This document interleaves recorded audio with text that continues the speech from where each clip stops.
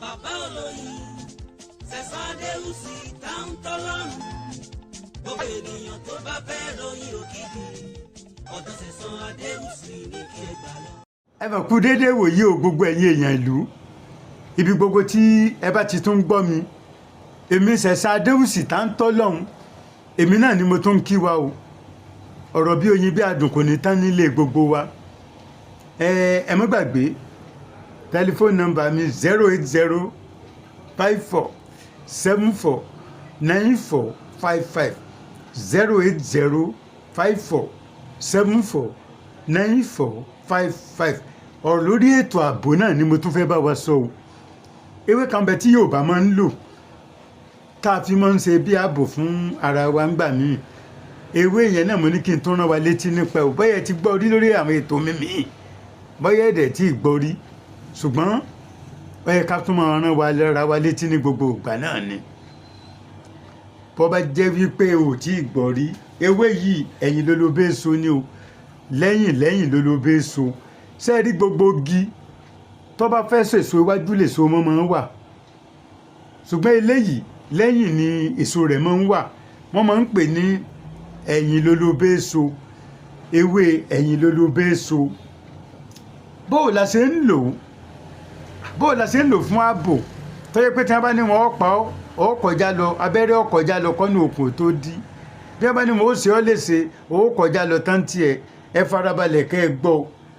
bẹ́ẹ̀ ni ẹ farabalẹ̀ kẹ́ ẹ jókòó ẹ má gbàgbé Sẹ̀san Adéwùsì tá ń tọ́lọ́hún bàbá olóyin gan bàbá olóyin original lórúkọ tèmi jẹ́ mò ń gbé nílùú Ìyẹ̀sẹ̀ Ọ̀tà ní bàbá olóyin bus stop Ìyẹ̀sẹ̀ Ọ̀tà èmi máa ń ṣèwé o mo ṣèwé oríṣiríṣi tí ẹ bá ń gbọ́ honors medicine èmi Sẹ̀san Adéwùsì mo ṣe African Power Part 1 èmi ni mo ṣe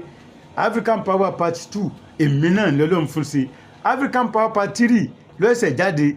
tí mo ṣe síta báyìí gbogbo ẹ̀yin tẹ́ ti ràwé mi tẹ́lẹ̀ mọ̀ jẹ́rìí sí pé bàbá yìí ò kì í hẹ́rà tí ọ̀lọ́mọ nínú bẹ́ẹ̀ ni ní ìsìnkí ń wá padà sórí ọ̀rọ̀ tí mo sọ lẹ́ẹ̀kan ewé ẹ̀yìn lólobé èso tí èèyàn bá rẹ́ sínú ọtí ẹni tó bá lè mu ọtí bá sinapu àbí Chelsea àbọ̀tí ìbílẹ̀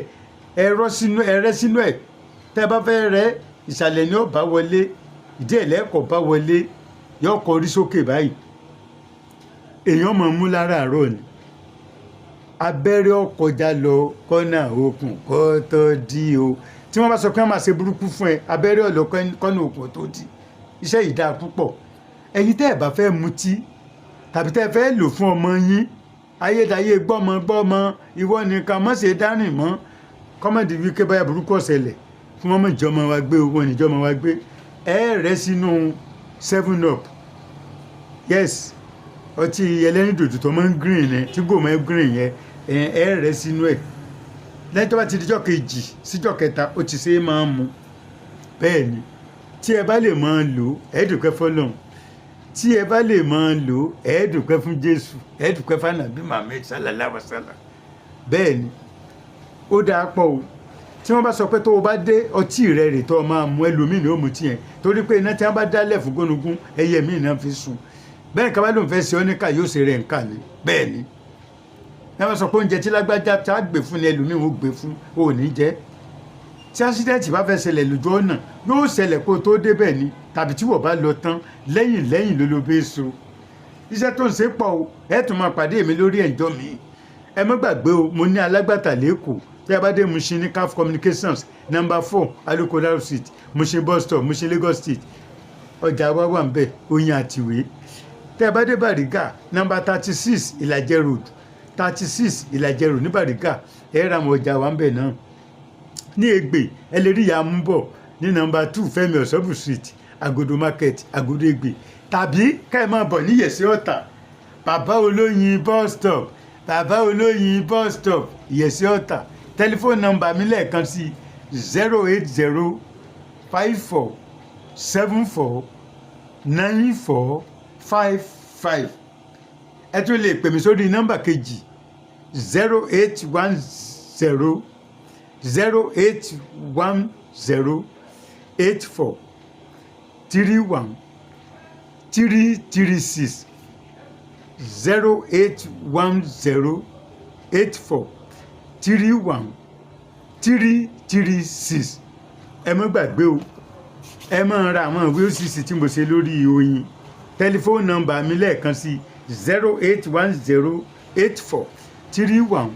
08108413336. títí dìgbà míì tẹ́tùn máa bá mi pàdé láyọ̀ o. bàbá olóyin Sẹ̀san Adéwùsì táwọn tọ́lọ́run gbogbo ènìyàn tó bá fẹ́ ròyìn òkìkí ọ̀dọ̀ Sẹ̀san Adéwùsì ní kí ẹ gbà lọ.